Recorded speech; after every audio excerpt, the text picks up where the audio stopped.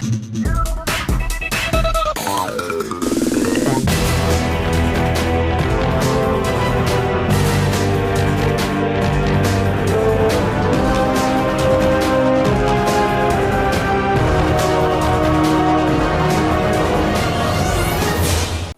up YouTube, Dow here from Zephyr War Games, bringing you today what you've been waiting for, and that is the test hand video for the Charmer Magister deck profile.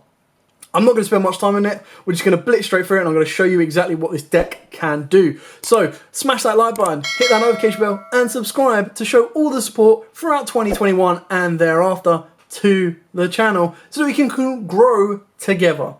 With that out of the way, ladies and gentlemen, let's shuffle this bad boy up. And let's do our first test hand going first. Now, it was a while ago, so I will put the link to the profile in the description below. And the whole idea behind this is you want to use your Magisters as your starters. You want to be using the control basis. So you basically start off with your Magisters plus a spellcaster, gets you nearly full combo, or gives you a negate with 3 versions of protection from the back row. With that all shuffled up and a very decent cut, our opening hand of 5 will be 1, 2, 3, 4, 5. Now, apart from this guy, and I will put this guy, I don't know if we need to. I will put this guy back in the deck for purposes, maybe. Figure out. This is the only real danger, is if you open up this guy, because this guy you don't really want in your hand. Actually, no, it's fine. I can fix it with this. What am I talking about? Absolutely fine. So, you've got your Endymion Starter. You either want to get your Mighty Master or you want to get your Zorro. The idea behind Mighty Master is you're going to normal summon it, pretty much the same as Zorro, is you're going to get the ability to equip it with Artemis. By doing so, you can then use Artemis's effect to add you a Magister monster, and you want to add your extender, which is going to be, of course, your Crowley. Now, Crowley only needs to send a spellcaster, so you're happy to send your Era to the graveyard because she's not really doing a lot for you. Now, what we're going to do here is we're going to use Mighty Master's effect. There's no reason for Artemis to stay on this board right now. And we're going to send Artemis to the graveyard to draw 1 card and put 1 to the bottom of the deck. Now, the 1 card that has to go back to the bottom of the deck is this guy right here. Now, from here, you've got a couple of different options, okay? You've got a lot to play around with. So, off the Spirit Charmer, I would personally be going for the Revival Trap and the Spell card. You have the ability, by special summoning this card down, to bring out the Nephilim from the deck. And what that does is that allows you to get to the other trap, which you don't really need right now. If you have Parallel Disease, again, that would be a bit different because you'd really want to be going for the Link Monster. But with this hand, what I'm actually going to try and do, or actually what I am going to do, is I'm going to show you how you end up turning this board into a Shark plus Toad with a Disruptive Trap, which allows you to draw a card during the next turn as well. You can actually even do it a little bit more because you do have the extender. Because we've got the extender, it means you can actually turn your Shark Toad into a Shark Toad IP or Verti into Dragoon and go from there. Anyway, Crowley's going to use his effect to send the Era to the graveyard. Crowley can then use his effect to make him a water. And you're going to overlay these two, which pretty much equals Shark into Toad. Any card to the graveyard doesn't really matter. Then what you're going to do from here is you're going to use your Spirit Charmer's effect to get rid of the Unpossessed. Purely because the Unpossessed right now is the least effective card in our entire hand. We want this. This is actually important. And then what you're going to do from here is you're going to get your Possessed Partnership. Because you've put the Era in the graveyard, you've got a 1500 defense. And you're then going to get your Awakening of the Possessed. Now what the Awakening of the Possessed will do, this will be the one that it doesn't matter which one you set because they're both going to end up on the board anyway. Activate the Awakening Possessed. What it does is when a monster with 1850 original attack is summoned, you draw a card. And all monsters you control gain 300 attack for each different attribute. So at the moment we've got a 2900 Shark and we've got a 2200. Now I have missed a step because what I should have done is before we made Shark is I should have specialed this down because then we need the Spellcaster. And the reason we special summon down the Nephilim is because what you can do here is you use Shark plus the Nephilim and you go into the IP Masquerena. Now this is just to give you another level of disruption. Now, what this does do is it boosts this by 600, this by 600. But ultimately, if this is a Verti into Dragoon, you're good on that as well. Entirely up to you on where you want to go. But the idea behind this is you're going to pass your opponent because we're going to be playing mostly during our opponent's turn anyway. You're going to get the negate off of Toad. Perfectly fine. You're going to activate the Possessed Partnership. You're going to bring back your era into attack mode. 2 different attributes, so you get to pop a card off of this, which is great. Awakening Possessed, because it was summoned, you get to draw a card, so any card will do. Now you have the ability to link these two together, go into a Unicorn or a Phoenix or anything like that, ditch this final card and disrupt. So what that's really done is it's now giving you a base of a 2500 Unicorn, but it's also giving you the ability to spin a card, pop a card, and negate a card all in one go. Now, obviously, if you don't use all of those negates, you're absolutely fine. What you can also do as well is, because you've got the Possessed Partnership specifically in this hand, this will not come from a combo, but you've got the Possessed Partnership, so you can banish this to set your Unpossessed, which means if at any point this card gets destroyed, you can activate this to bring a Charmer out of your deck. So again, it just gives you extension during the next turn. That's just a very, very brief example of what the Magistus kind of offer. Now, obviously, Zoro's a little bit better because it does give you the access to get into... it does give you the access to get into Savage Dragon. What you could have also done in this hand here as well, or this board here, is at the point when you had the Nephilim to the board, if you chose not to go into Shark, you could send them to the deck and get the trap card out as well. Get the other Nephilim. Nephilim brings back a monster. That will then give you that instant draw then, and then you'd use those two to make the IP Masquerena, but you would lose out on your Shark Toad play. So that's just a quick, brief run through on what it is. Now we're going to do a second test hand going first. Now, like I said, the ideal combo is Extender, which you play a lot of in the form of like Parallel Disease, Crowley, which is searchable, and then either Zoro, or Zoro is a little bit better for extension, or your Mighty Master. So after a very decent shuffle and another decent cut, our second test hand going first will be 1, 2, 3, 4, 5. Now again, very interesting hand on this. We've already got the Possessed Partnership, which is fine. This is not a massive issue, but it is something that, to me, Luna's a very, very good disruptive card as long as you get it on the board with its full effects in place. If you can't get it on the board with its full effects in place without, because it has to be normal summoned, you lose a little bit. So what we're going to do here is we're going to normal summon our Endymion the Magistus. I call it Mighty Master. I'm going to keep calling it Mighty Master. Use this effect to equip it with Artemis. Use Artemis's effect to search us out our Crowler. Again, I keep calling it Crowler. It's actually Crowley, but I keep getting it mixed up with Supernatural, guys. Who can blame me? Right, anyway. Off of the bat of the Mighty Master, what you can do here is you can send your Artemis to the graveyard. No need there. To draw it and put one back. Now, ultimately, all these cards, or these, mainly these two, are not great for us right now. They're not really offering anything to us. So any one of these can go back. I'm going to keep the Mighty Master purely for extension plays next turn. So Luna goes back to the bottom of the deck. Then what you do here is you send your Familiar Possessed. You want that in the graveyard to bring down your Crowley. Now again from here, if this was an extender card, then the board would end up being Shark, Toad, Link 2, plus Unpossessed, plus an XYZ for Parallel Disease. So this point comes down to, do you really need the Toad? If you really need Toad, that's what you go for. But what you can do, or what would be, again, more ideal, is budget IP, non-budget Verte into Dragoon. You currently have 4 spellcasts in the graveyard as well. So if you were to go Verte and Magicalize, you have that ability set up, ready to go.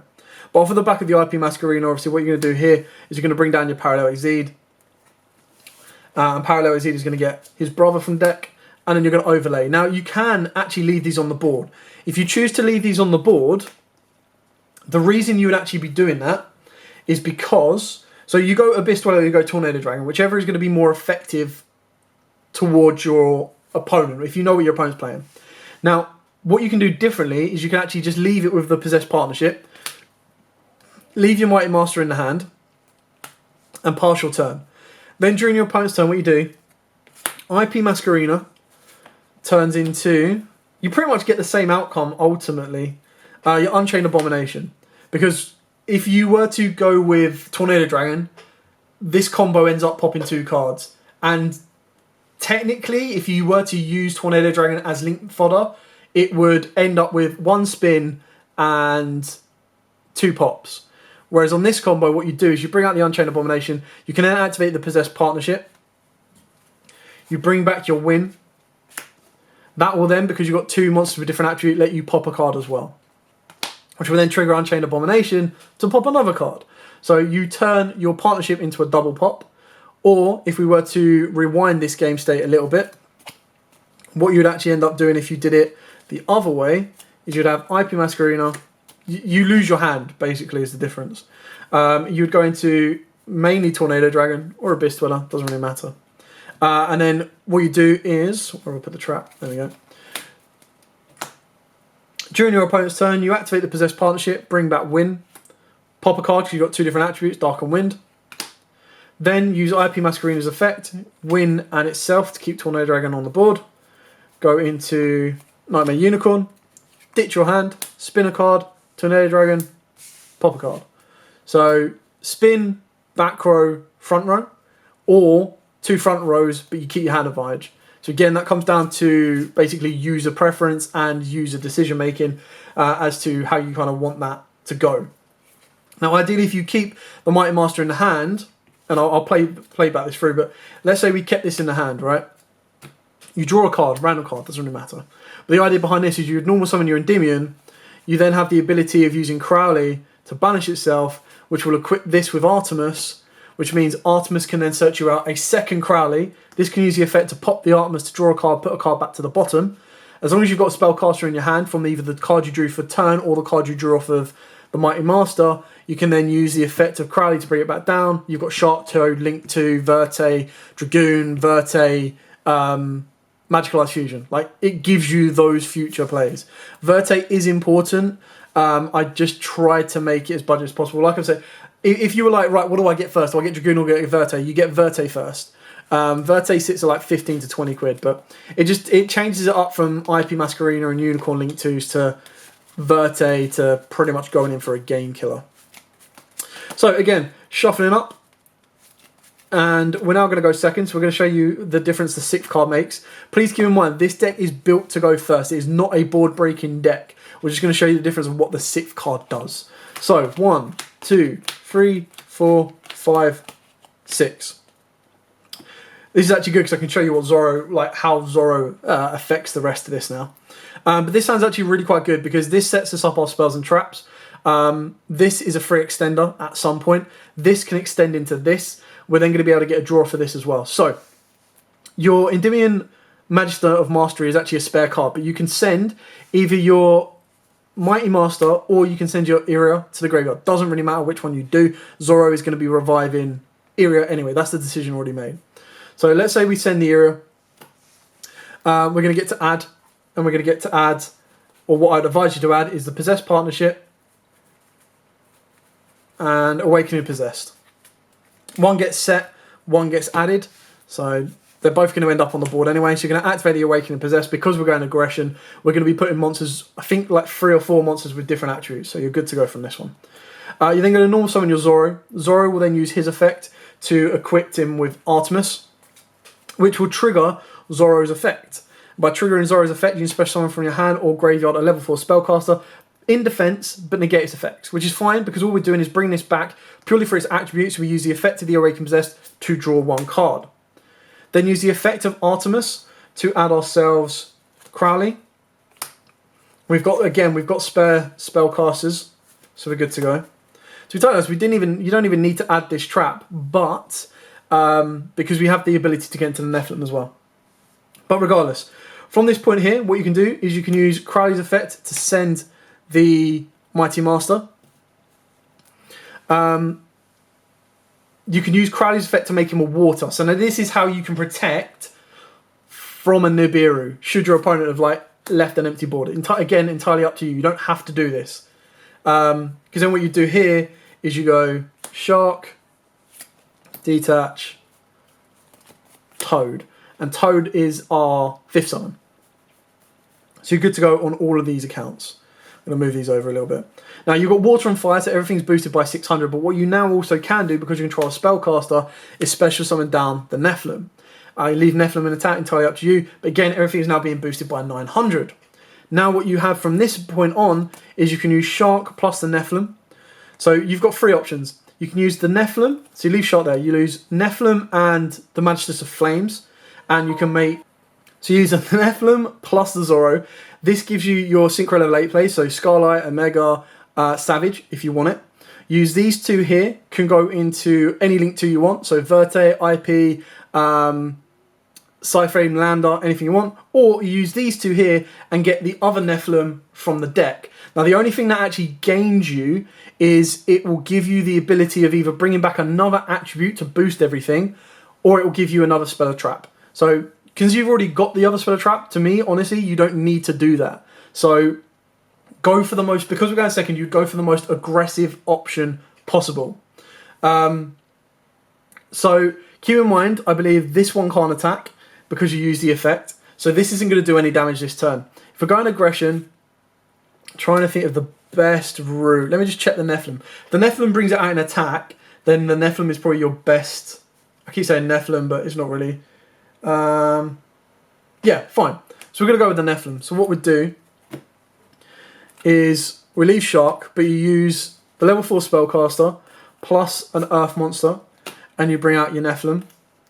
The Nephilim will then bring back, and you want to bring back your strongest monster, which your strongest monster is Crowley. And as long as it's a different attribute from Earth or Water, you're fine. Because then Crowley is now boosted on boosting everything. Shark can't attack, so you use the Nephilim plus Shark and go into any Link 2 you want. You could go into a Link 3, you can go into a Link 4. Really, it does depend on you, but we'd go with IP Masquerena purely because this is going to give us disruption during your next turn. So then that will then trigger the Nephilim's effect to get you another spell or trap. Now, this isn't, again, ideal because you've got everything you need. You've got all of the spells and traps, which is why we only play them at 1. But ultimately, it could mean that you choose to add a Familiar Possessed off of the Spirit Charmers at the start, or you can choose not to make this route of play. Now, obviously, aggression-wise, what you do is you'd probably leave this on board to do the damage first, because he's going to be boosted to 29. Then in main phase 2, you link off into IP Masquerena. You can set these two cards here, and you're pretty much good to go. Because then what this will do is during your opponent's turn, keep in mind we've got this as well. During your opponent's turn, you've got a Toad Negate, which I can toad out of the way. There you go. You've got a Toad Negate. You've got the ability of activating a Possessed Partnership. Make sure you bring back Era. It's 1500 to get you a draw. Gives you a random draw. Pops a card as well. 2 different attributes. Everything is boosted by 600. Then you have the ability of IP Masquerena to either go using all 3 and go into an Unchained Abomination, or just using 3 and go into Unicorn. So again, unlocks the ability for a discard and spin, or just a general end phase pop. You then also have Unpossessed, so if you were to keep it like this, and then I would honestly use these two to make Unicorn, to discard a random that you draw off of the Awakening Possessed, to spin a card. Then from this, what you've got is if your opponent tries to kill this, you use Unpossessed. But it comes back and attack anyway. So it's boosted by 600. Use Unpossessed. This will destroy it, get you another one from deck. You've then got obviously the ability for this next turn as well. And you still have a Possessed Partnership that can be used during the next turn on top of that. So again, it just gives you more. This one was more management, resource management. And moving it that way specifically. So let's reset the board state and do our final test hand go in second. Like I said, in that exact combo with Zoro, what Zoro gave you the ability for is Zoro gave you the ability for level 8 Synchro, rank 4, and because of the Nephilim, the bigger Nephilim from deck. So that's pretty much what Zoro offers. What the Mighty Master offers is the Shark Toe plays and the ability to reset your hand, which allows you to put the big Nephilim back into the deck. Crowley is just a free extender. The Madam Veer, the issue with her is she doesn't equip Artemis directly to her. She doesn't have the ability to do that. She just adds you a spell or trap, which the idea behind that is you use the spell to special summon out another Magister monster. So it can work, but it does get a little bit more specific. Anyway, shuffling up, cutting for our final test hand going second. So 1, 2, 3, 4, 5, 6. Interesting. So this is going back to original Charmers, which is absolutely fine. Now, from this particular point here, what I would say is I'd use the Spirit Charmer. You probably might want to try and bait something out, but it's entirely up to you. Because we're going to try and go for the draw. Now, you want to try and ideally you'd want to do the draw, but you want to kind of minimize your risk of drawing the cards you don't want. So what you can do is you can set a possessed partnership, but you've already got that. I would set an unpossessed, and I would add a sewer. It's a real shame. Spirit Charmers should have been allowed you to get like the Nephilims and stuff like that. That would have been so much better. Suppose you really want to go for a possessed monster, don't you? So you go for the Asura. Now this is where it's a little bit disappointing because you don't have that extender. You need the extender off of this now. So what you do here is you activate this. You'd have to normal summon your Luna. Luna would then search you out fire or whatever the first one we see, which would trigger. Well, this is a when effect as well, so this could even miss timing. But as long as you trigger this, you draw a card, and it's not an extender. That's the issue. So that's the issue with like pure Charmers. Is from this point on, all I can do is set the possessed partnership and pass my turn. And then what I'm going to be doing during my opponent's turn is I'm going to activate the possessed partnership, which is fine. Summon a card from there or grave, doesn't matter. Draw a card, pop a card. And these are boosted. Cool. But I will redo this test, and this just shows you what pure, like, the downsides of pure. Whereas if that Luna, which is what I'm considering, you probably take out the Luna for a Madam Veer, is what the Luna doesn't do for you, or what the Magistus do for you, is it gives you that ability on a quicker, faster basis. Is if you don't have an extender, it will search you one out for you. So I think that's the one bit that the Charmers are missing. If their card allowed you to search the Nephilims as well on a more consistent without the field spell, it would have been fine. So 1, 2, 3, 4, 5, 6. So I mean, like, any of these two in that previous hand, we would have been golden. But this hand's actually really good as well. So again, normal summon your Endymion, equipped with Artemis. Now we don't need to search out Crowley. So you can actually search out something else this time. So you can go Zorro for your future plays. So literally all you're going to be doing is you're going to be setting up your future plays. So you set up Zorro. Then use Endymion, Mighty Master's effect. Get rid of the Artemis. You don't need it. Draw one. Put one back. I suppose it doesn't really matter what goes back. Let's put this back. Would have been good for deck fin, but it's just not required. You got Spellcaster. You can special summon down Gigabyte. This is the one big bonus, is because they're both water. That's your Shark Toad play there without even needing to use Crowler's second effect. We're going to use Crowler's effect, send the Zorro to summon it down, because keep in mind, partnership can bring back Zorro because it's 1500 defense. That's why it's so good. Now from this point on, it's entirely up to you, because the plan behind this is you go Shark Toad. It really depends on your kind of play style, because what this will ultimately do, this can be any Link 2, this can be anything like that. If you played the water Nephilim, you could bring that out from deck, but we don't. I've actually cut that recently. You could bring back a Spellcaster from grave, but it's not worth it. So what we're going to do here is we're going to go Shark into Toad. Obviously Shark is useless to us right now, so then what you're going to do is you're going to link these two together. Again, Vertate is the more aggressive option. If you have it, play it. By going into Vertate, you've set yourself up with 4 spellcasts in the graveyard. So as long as you get another one in there, good to go. Anyway, if this is Dragoons, happy days. Regardless of that, you're then going to trigger your Parallel Exceed. This will then give you another. There we go. And then you have the ability, again, as I've said before, you can link into Link 4, or you can just overlay into XYZ.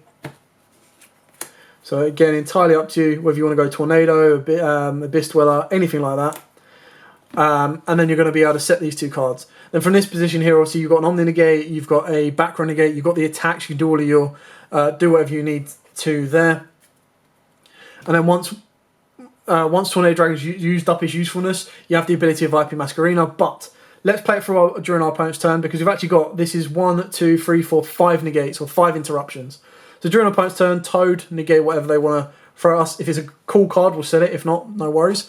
Activate Crackdown, still one of our opponent's monsters. Great. Activate Possessed Partnership.